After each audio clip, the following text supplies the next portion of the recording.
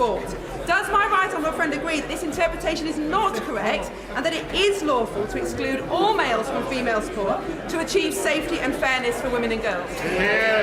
Secretary of State. Mr. Speaker, I do agree. I do agree. There is so much misinformation out there, incorrect guidance that is creating confusion. I recently had a roundtable with the Secretary of State for Culture, Media and Sport, and she and I both agreed that this is an area which sports bodies in the UK need to tackle more strongly.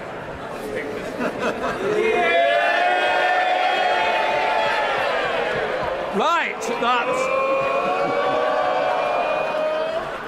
I'm not sure the Chief Whip is. Right, let us... We now come to Prime Minister's questions. Jonathan Lord.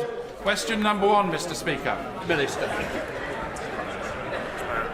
Mr. Speaker, this morning I had meetings with ministerial colleagues and others. In addition to my duties in this House, I shall have further such meetings later today. Jonathan Lord. Residents across the eastern villages of Woking in Byfleet, West Byfleet and Purford have seen a large number of proposed developments over recent years. Of particular concern is an area of beautiful fields near West Hall, where over 1,000 of my constituents have written back to me in recent weeks expressing their deep concerns about the lack of provision of local infrastructure and the potential effects on the local environment. My residents and I will fight on, but does the Prime Minister agree with me that Labour's proposals to concrete over vast swathes of the Greenbelt in Surrey and the South East would be a complete calamity?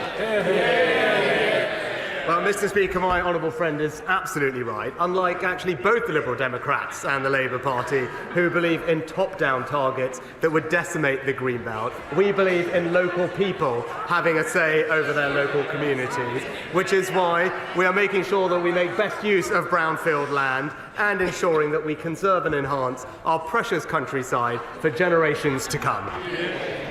We now come to the Leader of the Opposition, Keir Starmer. Thank you, Mr. Speaker. On Monday, the Prime Minister treated us to his 7th relaunch in 18 months. He vowed to take on the dangers that threaten the country. So it was good to see the Minister for Common Sense immediately take up that mantle by announcing a vital crackdown on the gravest of threats, colourful lanyards. Meanwhile, in the real world, after 14 years of Tory government, the prison system is in chaos. Does the Prime Minister think that his decision to let prisoners out 70 days early makes our country more secure? Well, Mr. Speaker, civil service impartiality is an important principle that we're right to support, but perhaps he could ask his Chief of Staff about that.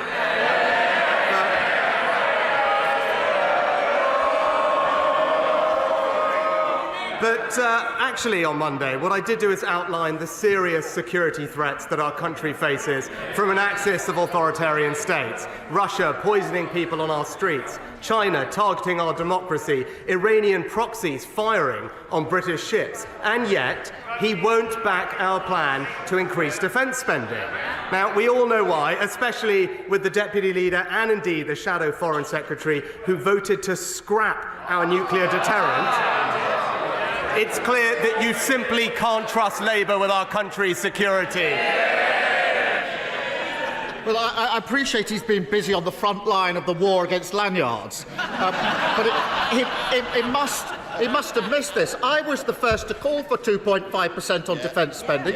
The last time it happened was under the last Labour government, but it needs a credible plan, not his fantasy economics. But I am disappointed to see that version 7.0 of his time in office doesn't extend as far as answering questions or giving any information on those prisoners he is releasing early. Basic details like how many, where are they, what crimes have they committed. So will he at least guarantee that none of the criminals he is instructing prisoners to release early are considered high risk? Mr. Speaker, there are strict eligibility criteria in place with exclusions based on public safety, and no one will be put on the scheme if they were deemed a threat to public safety. But he talks about 2.5%, Mr. Speaker. So if he does think it is important, as I think he just actually stood up and acknowledged that it was the right thing to do, we've got a fully funded plan to actually deliver an increase in defence spending, and it's him and his party who have refused to match that commitment. Just like his £46 billion fully funded. If anyone was looking for the perfect metaphor for the shambolic government, we saw it on Monday. The Prime Minister woke up deciding his latest rebrand was Mr. Security. But within hours, the Tory party was being investigated for accidentally publishing the personal details of hundreds of people. Mr. Speaker, he must be the only tech brother on the continent who can't work a debit card or send an email. But he's not answered my question, so I'll try it again. Are any of the prisoners he is currently letting out early considered to be high risk?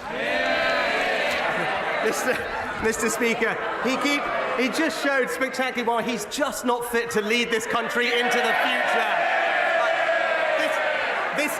This country has a proud tradition of leading the world. We led the world when it came to the Industrial Revolution. But if he was around, he would have probably called James Watt the steam bro, Mr. Speaker. And what we're doing is preparing the country for the future. But when he talks about the prison scheme, let me be crystal clear. No one would be put on the scheme if they were deemed a threat to the public. Offenders are subject to the toughest of licensing conditions, and if those conditions are broken, they are back in prison for considerably longer. But what's his record on this? He voted against tougher sentences for violent criminals. He actually opposed new powers for the police to tackle violent crime, voted against new laws that have arrested 1,000 criminal people smugglers. The message is crystal clear. He can't be trusted to keep this country safe.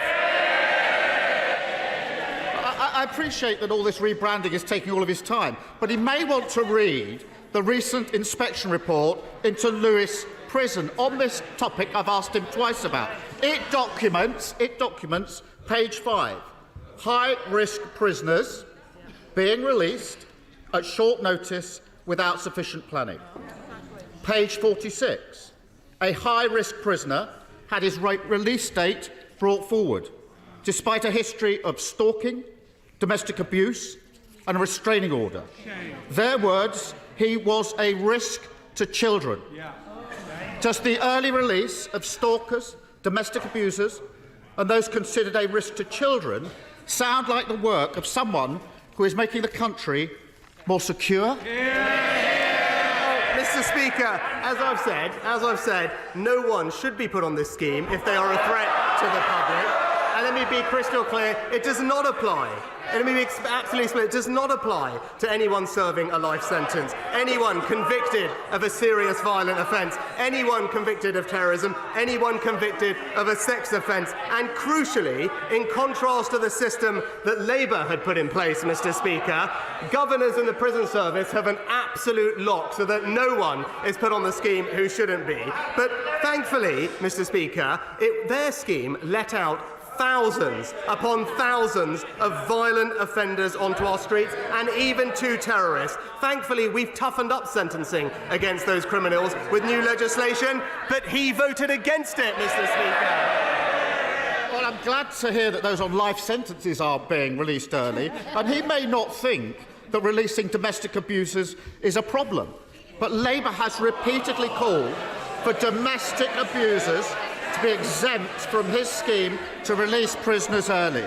His government has shamefully ignored those calls. So now we have the evidence that domestic abusers are being released early.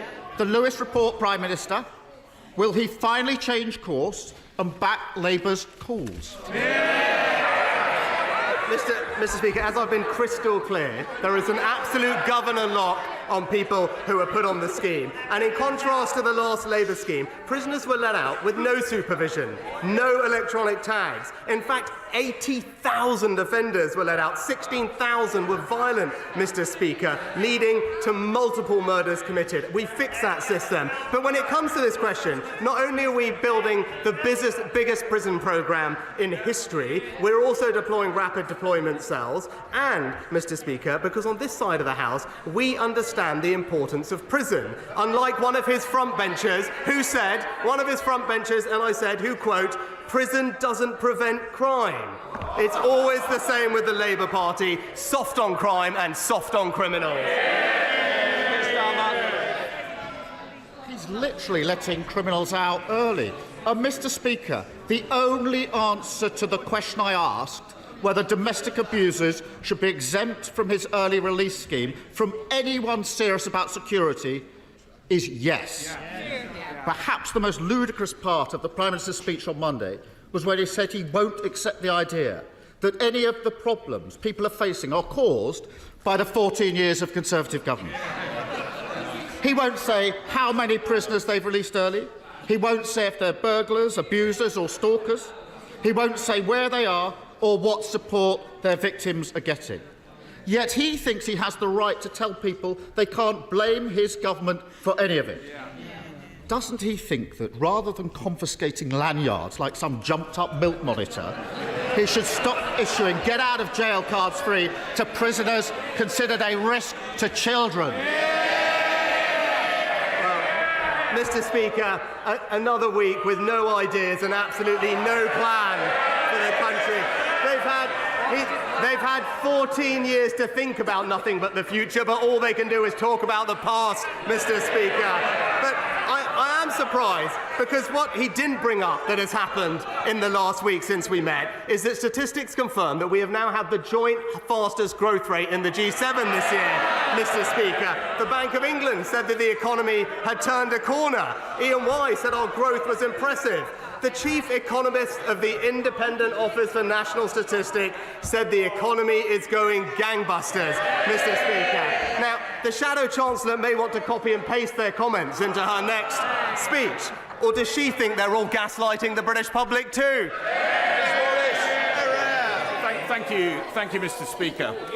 While I understand the need to upgrade our broadband infrastructure, it cannot be right that a company called Brisk is proposing to erect telegraph poles in the Squirrels estate in Hayley Green in my constituency. So, would the Prime Minister agree with me that residents are 100% opposed to these proposals and they go against the guidance? So would the Prime Minister agree with me that they should abandon these proposals, that they should that we should have a review of permitted development rights in relation to this type of infrastructure, and he should give Ofcom greater power to investigate breaches? Well, can I thank my honourable friend for rightly championing the views of his constituents on this important topic. Network operators have to follow legal obligations when deploying their networks, and Ofcom can in fact investigate reports of failure to follow these obligations. And I know that the Minister for Digital Infrastructure has met the sector and Ofcom recently to raise concerns about reports of poor pole sighting, asked operators to share infrastructure, and I will ask her specifically to provide my honourable friend with a more detailed update. Leader Stephen Flynn. Mr. Speaker, on Monday, the Prime Minister outlined what he considers to be extremist threats to our society. And in doing so, he actively compared North Korea, Iran and Russia with those people in Scotland who believe in independence. So can I ask him to rise once to the standards befitting of his office and apologise for those puerile and pathetic remarks? Mr. Speaker, that's not what I said, but I would say to the honourable gentleman that his party is indeed a threat to the integrity of the United Kingdom. And I hate to remind him, but that's literally their entire purpose, Mr. Speaker, because when the people of Scotland accepted the referendum in 2014, it was the SNP who didn't. They went on creating a Minister for Independence, focused on constitutional wrangling, ignoring the needs of the people. Education standards falling, taxes rising. So actually, finally, he should do the right thing and end the obsession with independence and put the needs of the Scottish people first. Mr. Speaker, let's be clear. What the Prime Minister did was not just equate my colleagues and I to despotic and dangerous despots across the world. He proactively compared almost half of the Scottish population with a war criminal like Vladimir Putin. And he did so as their Prime Minister, as the man who represents them on the world stage and the man who on these isles is tasked with defending their liberties and their democracy. Now, we know that his sorry time in office is rapidly coming to a conclusion.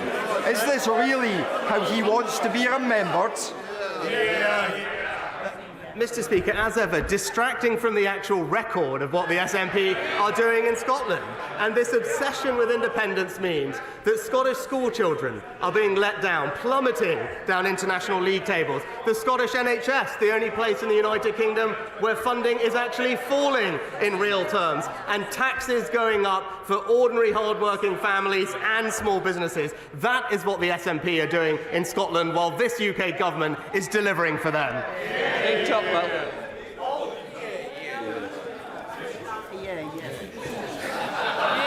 Thank you, Mr. Speaker. Will the Prime Minister join me in congratulating Uxbridge College, who have recently entered into a pioneering partnership with the Massachusetts Institute of Technology? This is groundbreaking work for the field for the further education sector, and it's going to have great benefits for local businesses and local students, for the education sector and for the local economy. Well, I join my honourable friend in congratulating Uxbridge College and the West London Institute of Technology for their collaboration with MIT. This is equipping students with the skills of the future and that local businesses require. And that's very much the story of this government, Mr. Speaker. The biggest long-term settlement for post-16 education in this country in years. A proud record of creating over 5.5 million apprenticeships since 2010, providing opportunity for all while the party opposite wants to halve the number of apprenticeships and put a brake on people's aspirations. Roberts. My party, Plaid Cymru, has secured a crucial win for our farmers as Labour in Wales are forced to pause the sustainable farming scheme. We've done our bit for farmers. Now it's time the Prime Minister did his. Harmful trade deals and Brexit checks are hitting our world-famous Welsh lamb and beef. Will he, therefore, guarantee to Welsh farmers that he will never again sign a deal that threatens their interests? Well, perhaps, Mr. Speaker, if the honourable lady cared about Welsh farmers, she should stop propping up the Welsh Labour government. And it was actually the work of the Welsh Conservatives that ensured that there was a spotlight on the Labour government's proposals in Wales, which would have led to thousands of job losses, less food security for our country, and destroyed rural incomes. Farmers rightly described it as bleak, damaging and shocking, just like the Labour Party's approach to rural Britain. Mr. Speaker, Barnet Hospital A&E is expanding. Finchley Memorial Hospital has had its diagnostics hub boosted by new equipment, and there are more appointments in general practice locally than there were before the pandemic, but I still have constituents who are waiting too long for NHS care. So can I urge the Prime Minister to redouble his efforts to grow the NHS workforce and get waiting times down? I'm delighted to hear about the new Community Diagnostic Centre in my honourable friend's local hospital, and we are working tirelessly to reduce the overall NH waiting list, which has come down by around 200,000 since September of last year, and that is an achievement in light of the pressures from industrial action. But she's right, there's more to do, which is why our productivity plan will free up clinicians to spend more time with patients, and, to her point, our long-term plan for the NHS will ensure that we train more doctors and more nurses to meet the workforce requirements the NHS has for the future. Richard Bergen. Thank you, Mr. Speaker. 30,000 Palestinian deaths, not enough to move this Prime Minister to end arms sales to Israel. The killing of British aid workers, not enough to move the Prime Minister to end arms sales. It even seems that, unlike the US, an all-out assault on Rafah, with all the death and destruction that would entail, wouldn't be enough. So just what on earth would be enough to finally move this Prime Minister into the same position as the majority of the British public and end arms sales to Israel?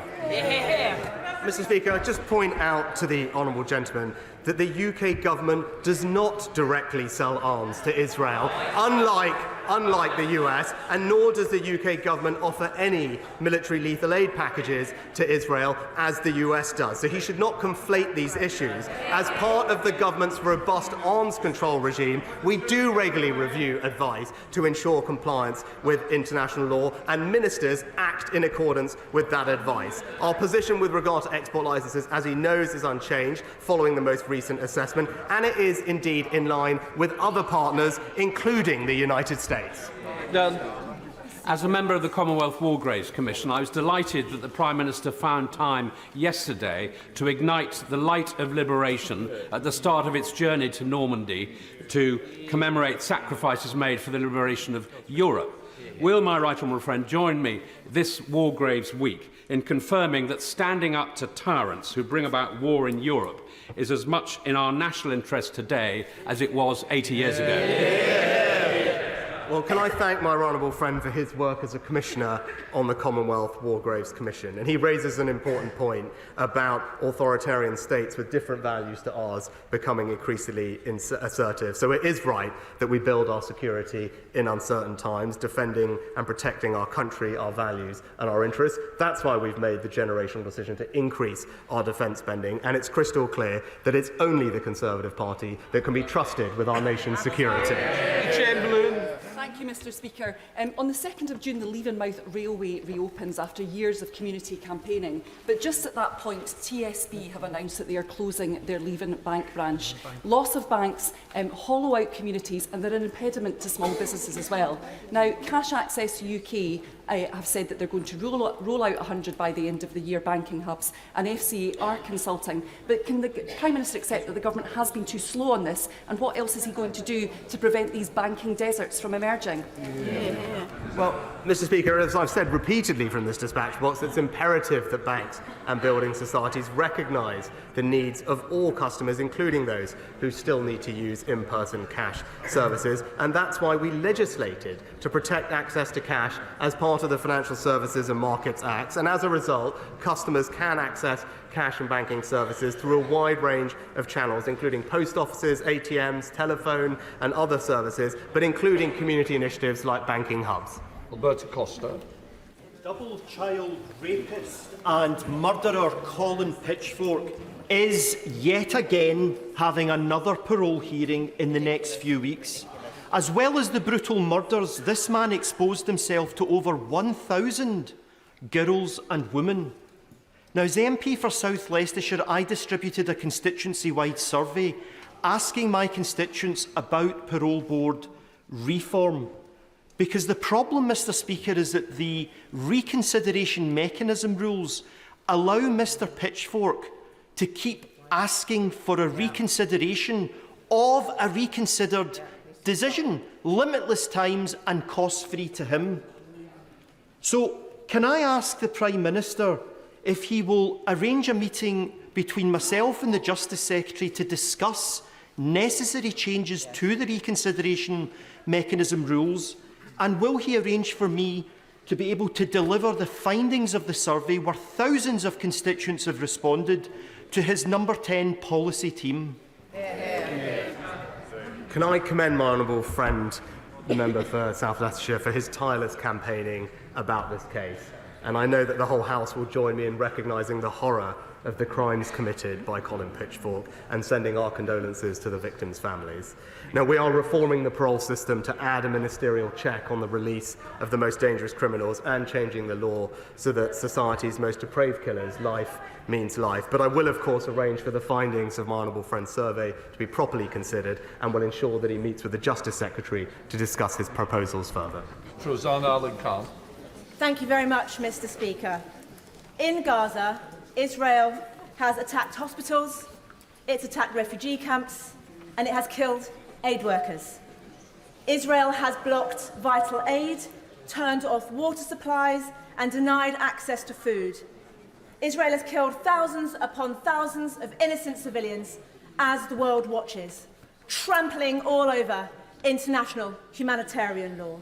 No other country would be allowed to act with such impunity. So, can the Prime Minister tell me why he allows Israel to get away with it unchallenged and why he continues to act as a bystander to such horror? Mr. Speaker, well, we do support, and I do support Israel's right to defend itself and remove the threat that Hamas, the terrorist organisation, poses to its people. But I am also deeply concerned about the growing humanitarian crisis in Gaza and have consistently made that point at this dispatch box and to Prime Minister Netanyahu. We must see further action to ensure more aid gets to people who desperately need it. The Rafah and the Kerem Shalom crossing must be open to allow more aid in. We're doing everything we can, trebling our investment, trying to get aid in by land, air and sea, and currently working with allies to build a temporary pier. But she can rest assured that we, on this side of the House, will continue to do everything we can to get support to the people in Gaza who need it. Thank you, Mr. Speaker. Last week, along with apprentices from the nuclear fuel company Urenco, I visited Coleg Menai in Llangefni. The students were excited, but they need certainty about the future of Wilva before they commit to a career in nuclear. Can the Prime Minister confirm when Great British Nuclear will decide if Wilva will be a gigawatt or an SMR site, when my students can expect to see spades in the ground, and when can his brilliant nuclear minister visit Wilva again to announce some good news? My honourable friend is a tireless campaigner for the Wilva nuclear site in her constituency. Now, she knows at the spring budget the Chancellor announced that Great British Nuclear has reached an agreement to purchase the site at Wilva, and these and one other site will be vital to achieving our aim of more energy security from nuclear power. Decisions haven't yet been made on the final site to be used, but as ever she makes a very strong and compelling case for her area, and as soon as a decision has been made, I know that the Energy Secretary is keen to update her at the earliest opportunity. Thank you, Mr. Speaker. In March, the Parliamentary and Health Service Ombudsman's report into 1950s women's state pension injustice made clear to the government that the Department for Work and Pensions was guilty of maladministration, that these women suffered significant injustice, that they were owed compensation, and that Parliament must urgently identify a mechanism for redress. Nearly 279,000 of women have already died waiting for justice. So when will the Prime Minister finally place before this House a mechanism for appropriate redress? Well, Mr. Speaker, as I said to the House last week, I understand the strong feelings across the Chamber about these matters and the desire for urgency in addressing them. And following the Ombudsman's multi-year investigation, it is imperative that we take the time to thoroughly review the findings, and I'm not entirely sure I agree with her characterisation of all of them so far. But broadly, we are committed to making sure that pensioners have the dignity and security they deserve, including through the triple lock, which is increasing pensions by £900 this year. But I welcome tomorrow's debate on the Ombudsman's report, and we will, of course, take all views into account as we identify and implement next steps. Thomas. Thank you, Mr. Speaker. I know that my right honourable friend, the Prime Minister, takes a personal interest in community pharmacy. Community pharmacists play an essential role in reducing pressure on urgent care services by helping people prevent ill health and managing long-term conditions. Pharmacy First is a good example of government commitment to community pharmacy. However, community pharmacy are under extreme financial pressure, and some are closing, including in St Ives. This year, 177 pharmacies have closed compared to 116 last year. Will my right honourable friend do everything he can to ensure funds are directed towards community pharmacy so that our pharmacy friends can help government to deliver NHS services where and when they are most needed? Minister. As my honourable friend knows, I do care deeply about the future of our community pharmacies. There are over 10.5 community pharmacies across the country working incredibly hard to serve their patients, and I'm pleased that around 80% of people live within a 20-minute walk of a pharmacy, and that's why we're backing them with Pharmacy First, with £645 million of extra funding, whereby people can now go and see their pharmacist rather than their GP to get treatments for the 7 most common ailments like ear infections and the like. And this will ensure that not only can they get treatments closer to home, Mr. Speaker, but it will help deliver our plan to cut waiting lists and get people the care they need more quickly. Linda. Thank you, Mr. Speaker.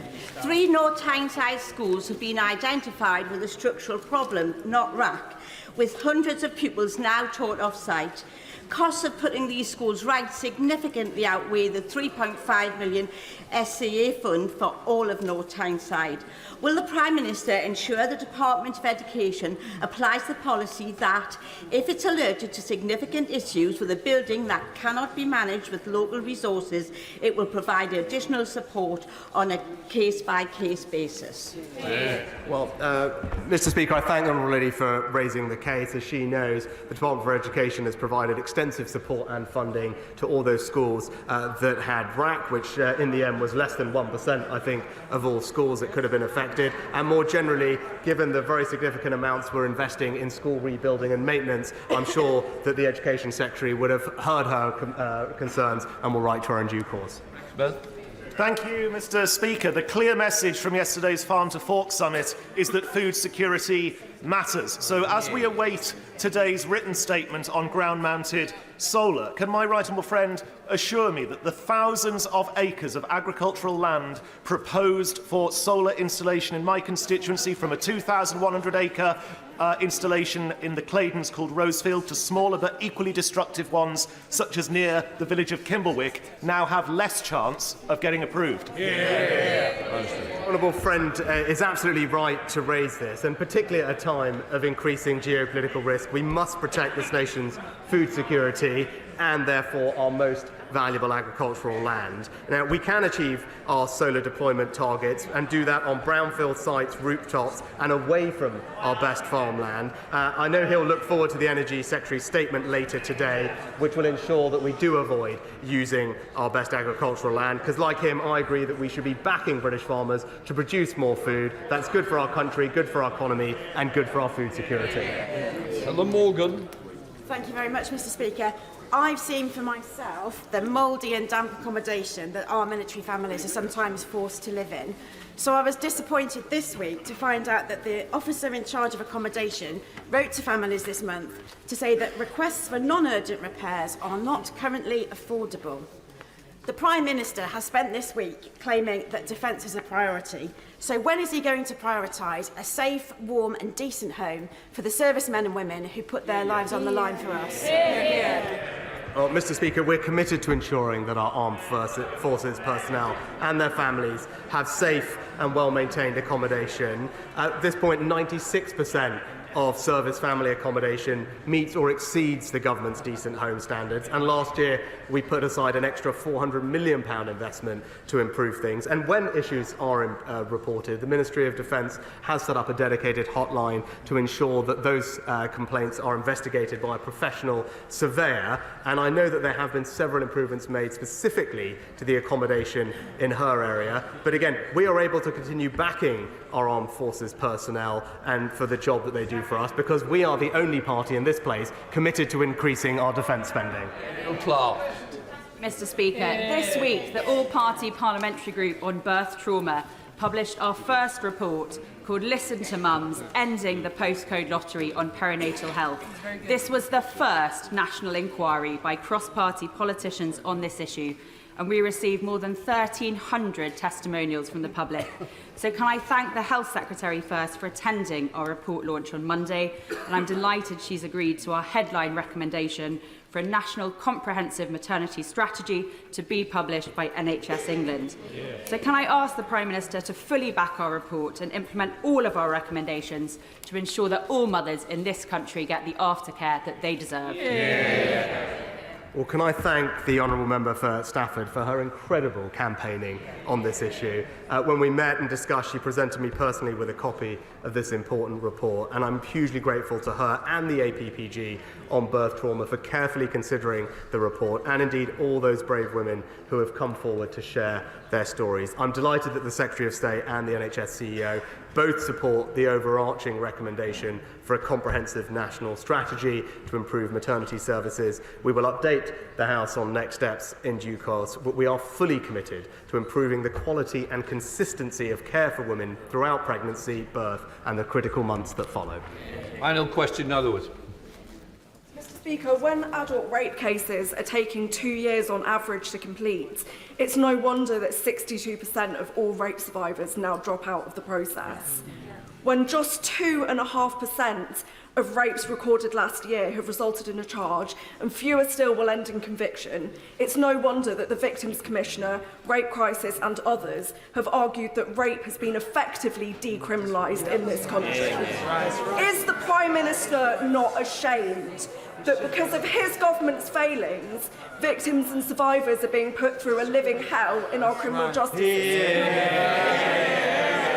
Well, Mr. Speaker, while it's right that the Honourable Lady raises this incredibly important topic, I completely disagree with her characterisation of how this government has treated it. It's actually this government previously that introduced the Rape Review Action Plan, which is now showing significant improvements to how we treat rape end to end through the criminal justice system. Violence against women and girls is now a strategic policing requirement for the first ever time. We've rolled out Operation Sorteria so that police forces have the expertise that they need. We've actually quadrupled funding for victim support with more independent domestic sexual violence offender advisors. There's a new 24/7 support for victims. We've ended the digital strip search, provided pre-trial cross-examination, all of which, by the way, has meant an improvement in the process. And we have seen an increase in the average sentence to rape by a third since Labour were last in office. And by the way, Mr. Speaker, we did that using a power that her party voted against.